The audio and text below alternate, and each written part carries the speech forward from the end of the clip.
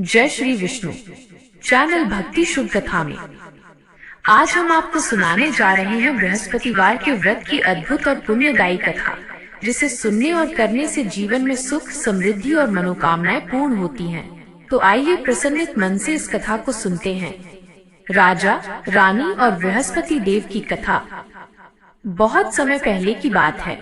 एक नगर में एक धर्मनिष्ठ, न्यायप्रिय और सत्यवादी राजा राज्य करता था। वो हमेशा गरीबों, ब्राह्मणों को भोजन कराता और सहायता करता था। ये बात उसकी रानी को अच्छी नहीं लगती थी। वो न गरीबों को दान देती, न ही पूजा में भाग लेती थी और राजा को भी दान देने से मना करती थी। एक दिन राजा शिकार खेलने वन गए हुए थे, तो रानी महल में अकेली थी। उसी समय बृहस्पति देव साधु वेश में राजा के महल में भिक्षा लेने गए, तो रानी ने भिक्षा देने से इनकार कर दिया और कहा, मैं तो दान पुण्य से तंग आ गई हूँ। मेरी इच्छा है कि हमारा धन नष्ट हो जाए।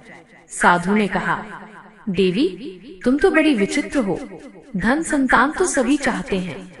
यदि तुम्हारे पास अधिक धन है तो भूखों को भोजन दो, प्यासों के लिए प्याऊ बनवाओ, धर्मशालाएं खुलवाओ, निर्धन कुमारी कन्याओं का विवाह कराओ। ऐसे करने से तुम्हारा यश लोक और परलोक में फैलेगा। रानी बोली, मैं ऐसा धन नहीं चाहती जो हर जगह बांटती फिरूं। साधु ने कहा, यदि तुम्हारी ऐसी इच्छा है तो तुम बृहस्पतिवार को घर लेपकर पीली मिट्टी से अपना सिर धोकर स्नान करना, भट्टी चढ़ाकर कपड़े धोना।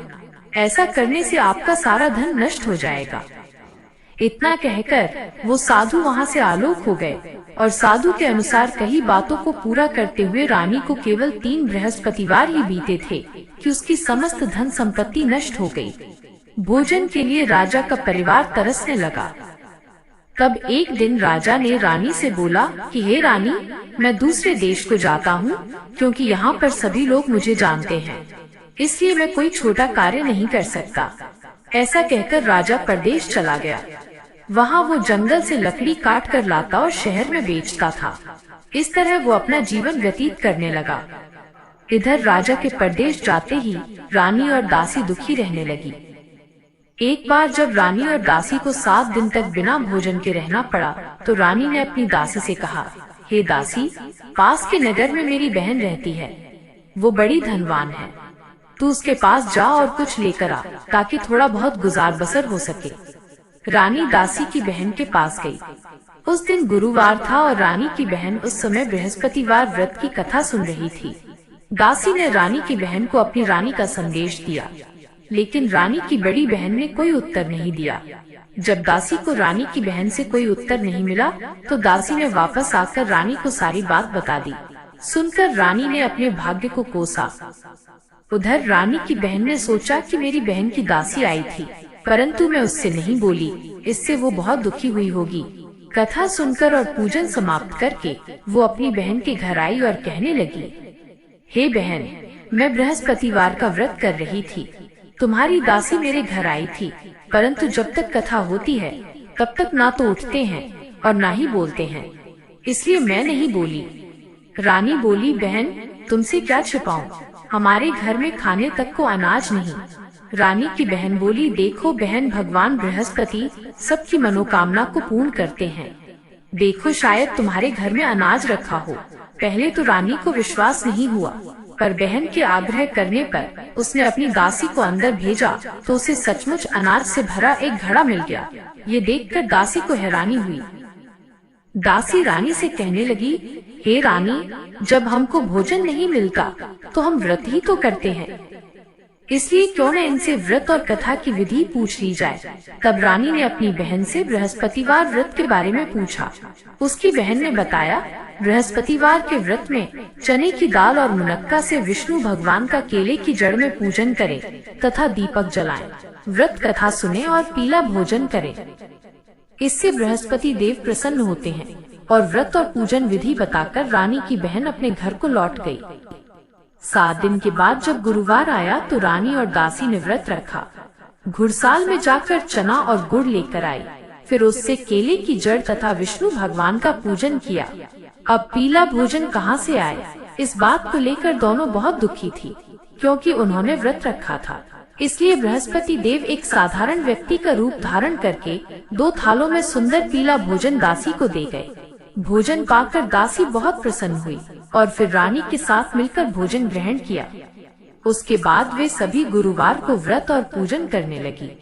बृहस्पति भगवान की कृपा से उनके पास फिर से धन संपत्ति आ गई, परंतु रानी फिर से पहले की तरह आलस्य करने लगी। तब दासी बोली, देखो रानी, तुम पहले भी इस प्रकार आलस्य करती थी। तुम्हें धन रखने में कष्ट होता था, इस कारण सभी धन नष्ट हो गया, और अब जब भगवान बृहस्पति की कृपा से धन मिला है तो तुम्हें फिर से आलस्य होता है। रानी को समझाते हुए दासी कहती हैं कि बड़ी मुसीबतों के बाद हमने ये धन पाया है, इसलिए हमें दान पुण्य करना चाहिए, भूखे मनुष्यों को भोजन कराना चाहिए और धन को शुभ कार्यों में खर्च करना चाहिए, जिससे तुम्हारे कुल का यश बढ़ेगा। दासी की बात मानकर रानी अपना धन शुभ कार्यों में खर्च करने लगी। उधर एक दिन राजा दुखी होकर जंगल में एक पेड़ के नीचे व्याकुल होकर बैठ गया। बृहस्पतिवार का दिन था। एकाएक उसने देखा कि वन में एक साधु प्रकट हुए। वो साधु स्वयं बृहस्पति देवता थे। लकड़हारे के सामने आकर बोले, हे लकड़हारे, इस सुनसान जंगल में तू चिंता मग्न क्यों बैठा है? लकड़हारे ने दोनों हाथ जोड़कर प्रणाम किया और उत्तर दिया, महात्मा जी, आप सब कुछ जानते हैं, मैं क्या कहूँ? ये कहकर रोने लगा और साधु को अपनी आत्मकथा सुनाई। महात्मा जी ने कहा, तुम्हारी स्त्री ने बृहस्पतिवार के दिन बृहस्पति भगवान का निरादर किया है, जिसके कारण रुष्ट होकर उन्होंने तुम्हारी ये दशा कर दी। अब तुम मेरे कहने पर चलो तो तुम्हारे सब कष्ट दूर हो जाएंगे और भगवान पहले से भी अधिक संपत्ति देंगे। तुम बृहस्पति के दिन कथा करो, चने मुनक्का का प्रसाद बनाओ और शुद्ध जल से लोटे में अमृत तैयार करो। कथा के पश्चात अपने सारे परिवार और सुनने वाले प्रेमियों में अमृत व प्रसाद को बांटकर खुद भी ग्रहण करो। ऐसा करने से भगवान तुम्हारी सब मनोकामनाएं पूरी करेंगे। लकड़हारा बोला, हे प्रभु, मुझे लकड़ी बेचकर इतना पैसा नहीं मिलता जिससे भोजन के उपरांत कुछ बचा सकूं। मैंने रात्रि में अपनी स्त्री को व्याकुल देखा है। मेरे पास कुछ भी नहीं जिससे मैं उसकी खबर मंगा सकूं। और फिर मैं बृहस्पति देव की क्या कहानी सुनूं? साधु ने कहा, हे लकड़हारी, तुम किसी बात की चिंता मत करो। बृहस्पतिवार के दिन तुम रोजाना की तरह लकड़ियां लेकर शहर को जाओ। तुमको रोज से दुगना धन प्राप्त होगा, जिससे तुम भली भांति भोजन कर लोगे और बृहस्पति देव की पूजा सामग्री भी आ जाएगा।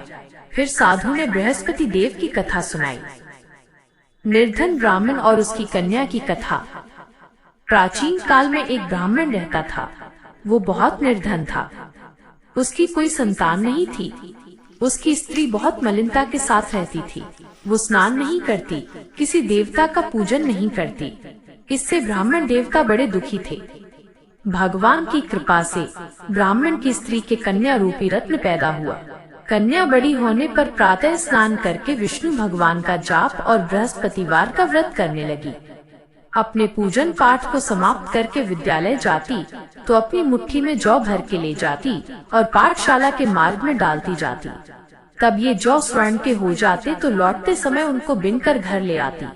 एक दिन वह बालिका सूप में उस सोने की जौ को फटक कर साफ कर रही थी कि उसके पिता ने देख लिया और कहा, हे बेटी, सोने की जौ के लिए सोने का सूप होना चाहिए।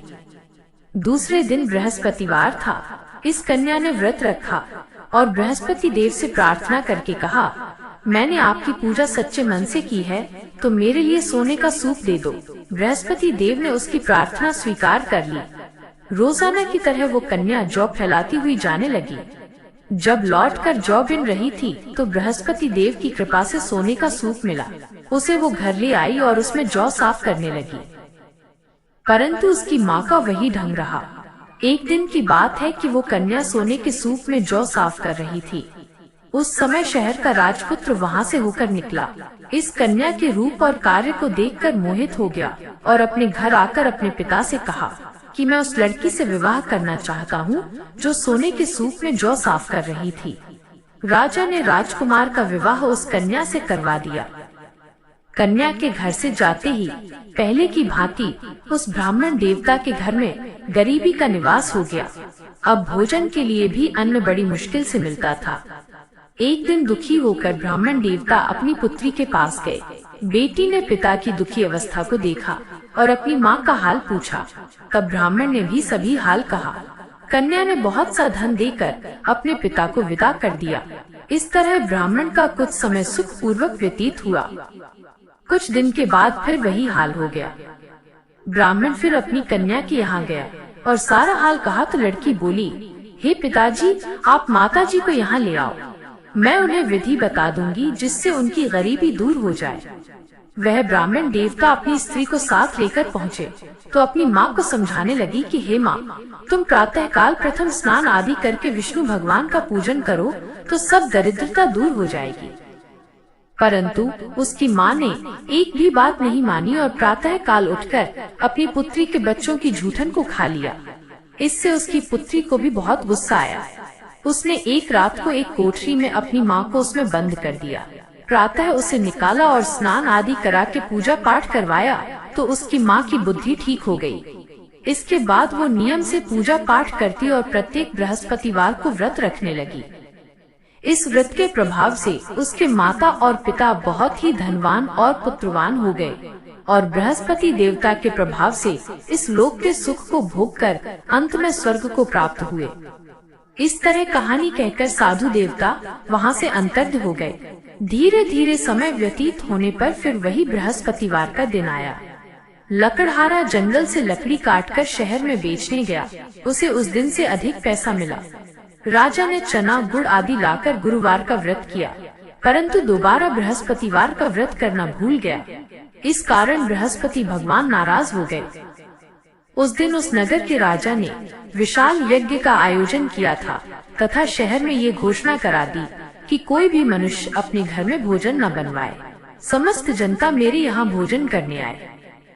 राजा की आज्ञानुसार शहर के सभी लोग भोजन करने गए, लेकिन लकड़हारा कुछ देर से पहुंचा, इसलिए राजा उसको अपने साथ घर ले जाकर भोजन करा रहे थे तो रानी की दृष्टि उस खूंटी पर पड़ी जिस पर उसका हार लटका हुआ था। वो वहाँ पर दिखाई नहीं दिया। रानी ने निश्चय किया कि मेरा हार इस मनुष्य ने चुरा लिया है। उसी समय सिपाहियों को बुलाकर उसको कारागार में डलवा दिया। जब लकड़हारा कारागार में पड़ गया और बहुत दुखी होकर विचार करने लगा कि न जाने कौन से पूर्व जन्म के कर्म से ये दुख प्राप्त हुआ है, और जंगल में मिला साधु को याद करने लगा। उसी समय तत्काल बृहस्पति देव साधु के रूप में प्रकट हुए और उसकी दशा को देखकर कहने लगे, अरे मूर्ख, तू बृहस्पति देव की कथा नहीं करी, इस कारण तुझे दुख प्राप्त हुआ है। अब चिंता मत कर, बृहस्पतिवार के दिन कारागार के दरवाजे पर 4 पैसे पड़े मिलेंगे। उनसे तू बृहस्पति देव की पूजा करना, तेरे सभी कष्ट दूर हो जाएंगे। बृहस्पतिवार के दिन उसे 4 पैसे मिले। लकड़हारे ने कथा कही। उसी रात्रि को बृहस्पति देव ने उस नगर के राजा को स्वप्न में कहा, हे राजा, तुमने जिस आदमी को कारागार में बंद कर दिया है वह निर्दोष है, उसे छोड़ देना। रानी का हार उसी खूंटी पर लटका है। अगर तू ऐसा नहीं करेगा तो मैं तेरे राज्य को नष्ट कर दूंगा।